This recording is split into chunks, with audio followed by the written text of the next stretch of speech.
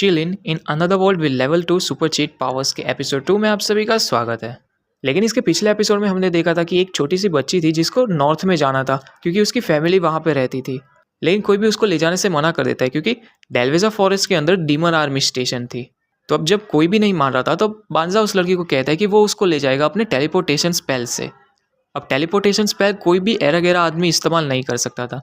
तो नाइट्स को लगा कि बांजा कोई ह्यूमन ट्रैफिकर है जो उस छोटी बच्ची को फंसाना चाहता है। मगर बांजा प्रूव कर देता है कि उसके पास टेलीपोर्टेशन स्पेल है, वो सबको डेलवेजा फॉरेस्ट लेके जाता है। लेकिन वहाँ पे वो बच्ची अपना असल रंग दिखा देती है, वो खुद एक डीमन होती है और उस डीमन का नाम होता है फेनरिस और वो मैलिस छोड़ना चालू कर देती है जिससे सभी नाइट्स पैरालाइज हो जाते हैं। तो बांजा पहले तो उन लड़कियों को टेलीपोर्ट कर देता है सेफली कैपिटल में और खुद पीछे रह जाता है फेनरिस को रोकने के लिए। तो वहाँ पे जब फेनरिस बांजा पे अटैक करती है, बांजा उस अटैक को डॉज कर देता है। तो जब फेनरिस दूसरी बार अटैक करती है, बांजा एक वॉल बना देता है। उसके बाद बांजा उसको तीसरी बार के लिए मौका नहीं देता क्योंकि उसे वो हवा में उड़ा देता है। तो फेनरिस लिप स्किल इस्तेमाल करके बांजा के पीछे पहुंच जाती है। तो बांजा जल्दी से उसके ऊपर ग्रेविटी स्पेल इस्तेमाल कर देता है और वो वहाँ पे अटक जाती है। तो बांजा को किसी भी तरह फेनरिस को रोकना था, तो सिस्टम सजेस्ट करती है सब्जुगेशन स्पेल। अब इस स्पेल से बांजा फेनरिस के बॉडी और दिमाग दोनों पे कंट्रोल कर सकता था। मानी शॉर्ट में फेनरिस गुलाम बन जाती बांजा की और बांजा को ये नहीं चाहिए होता है। वहाँ पे फेनरिस ट्राई करती है उस स्पेल से निकलने के लिए, लेकिन सिस्टम उसके स्पेल को कैंसिल कर देती है। सिस्टम बांजा को वापस से वो सब्जुगेशन स्पेल इस्तेमाल करने के लिए सजेस्ट करती है, लेकिन बांजा मना कर देता है। वहाँ पे फेनरिस वापस से ट्राई करती रह रही थी और सिस्टम वापस से उसके हर एक स्पेल कैंसिल कर रहा था। सिस्टम वहाँ पे बांजा को सजेस्ट किए जा रहे थे कि वो सब्जुगेशन स्पेल इस्तेमाल कर ले, लेकिन बांजा को फेनरिस को कोई स्लेव बनाना नहीं होता, तो वो कंफ्यूज था कि वो अब क्या करे। लेकिन किस्मत से फेनरिस वहाँ पे गिर जाती है क्योंकि उसने अपना पूरा मैजिक इस्तेमाल कर लिया होता है। तो इसीलिए वो कहते हैं कि वो सरेंडर करती है। तो बांजा अपना ग्रेविटी स्पेल वहाँ से हटा लेता है। बांजा का कोई इरादा नहीं होता फेनरिस को मारने का। तो फेनरिस कहती है कि वो एक डीमन है। तो बांजा कहता है कि ह्यूमंस और डीमंस ये बात उसके लिए मैटर नहीं करती है क्योंकि बांजा को उसे मारना नहीं होता जो ऑलरेडी सरेंडर कर चुकी है। तो फेनरिस बांजा को कहती है कि वो बहुत ही मासूम है अभी भी। फिर वो अपना अपीयरेंस चेंज कर लेती है और एक ह्यूमन में ट्रांसफॉर्म हो जाती है। लेकिन वो जस्ट एक वुल्फ से ह्यूमन में ट्रांसफॉर्म हुई थी, तो उसके पास कोई कपड़े नहीं थे और इसीलिए बांजा अपना जैकेट उसको दे देता है। बांजा उसे कहता है कि उसे प्रॉमिस करे कि वो आज से कभी भी किसी इंसान को बगैर वजह से नहीं मारेगी और अगर जो ये प्रॉमिस करती है तो वो कहीं पे भी जा सकती है अब। मगर फेनरिस के पास कपड़े नहीं होते, तो बांजा को याद आता है कि उसके पास स्पेयर कपड़े पड़े हुए अपने बैग में। तो जैसे ही वो निकालने जा रहा होता है, फेनरिस वहाँ पे बेहोश हो जाती है। तो बांजा अपना कैंप वहीं पे सेटअप कर देता है फेनरिस के लिए। वो वहाँ पे बाहर अपने मैजिक स्पेल की लिस्ट देख रहा था, तभी उसको याद आता है कि गिल्ड में सब लोग उसको झूठा बोल रहे थे कि उसे टेलीपोर्टेशन स्पेल आता है। बांजा को अब तक ये लग रहा था कि टेलीपोर्टेशन स्पेल बहुत ही बेसिक स्पेल है जो सबको आता है, लेकिन वो गलत था। तो बांजा सोचता है कि उसके अंदर ये हाई लेवल स्पेल इस्तेमाल करने की ताकत क्यों है। फिर वहाँ पे फेनरिस होश में आ जाती है और देखती है कि बांजा अभी भी बाहर बैठा हुआ है। तो फेनरिस कपड़े पहन के बाहर आती है बांजा के पास। उसे पता था कि जब वो सो रही थी तभी बांजा ने उसके ऊपर हीलिंग मैजिक कास्ट किया था।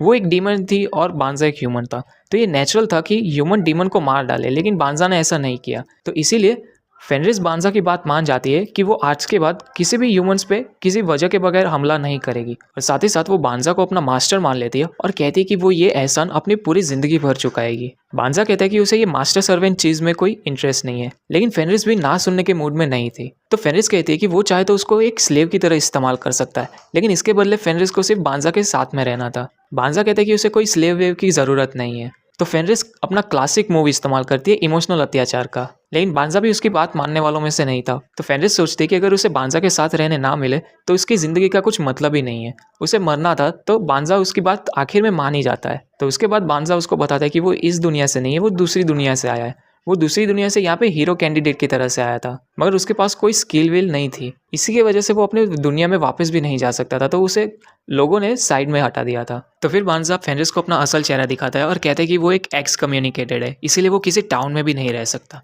उसे ये भी नहीं मालूम कि इसके आगे वो कहाँ पे जाए, तो इसीलिए वो फेनरिस को कहता है कि वो अगर उसके साथ रहेगी तो उसे सिर्फ दर्द और दुख ही मिलेगा। लेकिन फेनरिस कहते हैं कि उसे इन सब चीज़ों से कोई फर्क नहीं पड़ता। वो एक लुपिन वॉरियर है और लुपिन्स अपने मास्टर्स को सर्व करने के लिए ही जीते हैं। वो वहाँ पे कसम खाती है कि वो अपनी पूरी जिंदगी उसके साथ रहेगी और उसकी वफादार बन के रहेगी। तो आखिर में बांजा मान ही जाता है उसकी बात और अब दूसरी ओर किंग हीरो को बुलाता है क्योंकि अपने पहले ही बैटल में वो डार्क आर्मी से हार के आया था और इसके वजह से कितने सोल्जर्स की भी मौत हो गई थी। तो हीरो कहता है कि उनके रास्ते में जैसे ही मैजिक बीस्ट आए वैसे ही सब सोल्जर्स डर गए और अपनी फॉर्मेशन तोड़ दी। तो हीरो कहता है कि उसे जितने बन पड़े वो उतनों को बचा के लाया और इसके लिए किंग को उसको थैंक यू बोलना चाहिए। फिर वो वहाँ से निकल जाता है। अब हीरो के जाने के बाद किंग अपने सोल्जर से पूछता है और वो सोल्जर किंग को बताता है कि हीरो अपने बटालियन में सबसे पीछे रह रहा था और जैसे ही मैजिक बीस्ट आए वो वहाँ से खिसक लिया तुरंत और वो अब अपनी गलती बेचारे नाइट्स पे थोप रहा है। वहाँ पे किंग सोच में पड़ जाता है और हीरो उसके स्टैट्स बहुत ही अच्छे खासे होते हैं लेकिन बाजू में लिखा होता है कि स्किल नॉट लर्न। इसकी वजह से वो स्ट्रॉन्ग मैजिक बीस्ट से लर्न नहीं पा रहा था। फिर वहाँ पे हीरो की पर्सनल सर्वेंट आती है उसका मन बहलाने के लिए, तो वो अपनी पर्सनल सर्वेंट को ले जाता है अय्याशी करने के लिए। अब दूसरे दिन बांजा और फेनरिस रॉयल कैपिटल आते हैं कोई एडवेंचरर जॉब ढूंढने के लिए ताकि पैसे कमा पाए और एक अच्छी सी जगह ले पाए रहने के लिए। अब इन दोनों को देख के एक सब्जी वाला फेनरिस को मैडम करके बुलाता है ताकि वो उसके वेजिटेबल्स खरीदे। तो बांजा उसको कहता है कि उस बंदे को ऐसा लगा कि वो दोनों मैरिड कपल है इसलिए। बांजा को ये आइडिया बुरा भी नहीं लगा कि वो दोनों अगर मैरिड कपल का नाटक करे तो लोगों को फेनरिस की असल आइडेंटिटी पता नहीं चलेगी जल्दी। मगर बांजा को लगा कि फेनरिस को ये आइडिया इतना अच्छा नहीं लगेगा, लेकिन फेनरिस को ये आइडिया बहुत ही अच्छा लगा क्योंकि उनके ट्राइब में एक स्ट्रॉन्ग हस्बैंड होना बहुत ही ऑनर की बात थी और इस बहाने से फेनरिस बांजा को अपना हस्बैंड मान ही लेती है। इसके बाद दोनों एडवेंचरस गिल्ड में जाते हैं और वहाँ पे बांजा फेनरिस की मदद करता है रजिस्ट्रेशन में। वहाँ पे फेनरिस को भी सेम टैग मिलता है जैसा बांजा के पास था। अब सेम टू सेम टैग होने से फेनरिस को अपने ट्राइब की एक रिचुअल याद आती है जिसमें दो वुल्फ सेम हड्डी खाते हैं शादी करने के लिए। अब वहाँ पे रजिस्ट्रार फेनरिस का नाम पूछती है तो फेनरिस बहुत ही गर्व से अपना नाम बताने वाली थी लेकिन बांजा बीच में आके उसका नाम रेयस रख देता है। फेनरिस बांजा से माफ़ी मांगती है क्योंकि उनके बीच पहले ही ये डिसाइड हुआ था कि फेनरिस अपना असल नाम किसी को बताएगी नहीं। तो बांजा फेनरिस को कहते हैं कि कोई बात नहीं, इस अवतार में उसे कोई पहचान नहीं पाएगा और इस तरह वो इंसानों के तौर तरीके भी सीख पाएगी। फिर उसके बाद वहाँ पे एक अर्जेंट क्वेस्ट अनाउंस होता है साइको बेयर्स को मारने का क्योंकि उन साइको बेयर्स ने हीरो और उसकी आर्मी को भी हरा दिया था। फेनरिस रेडी थी उस मिशन को लेने के लिए लेकिन बांजा कहता है कि अगर हीरो भी नहीं उन साइको बेयर्स को हरा पाया तो वो कैसे हराएगा।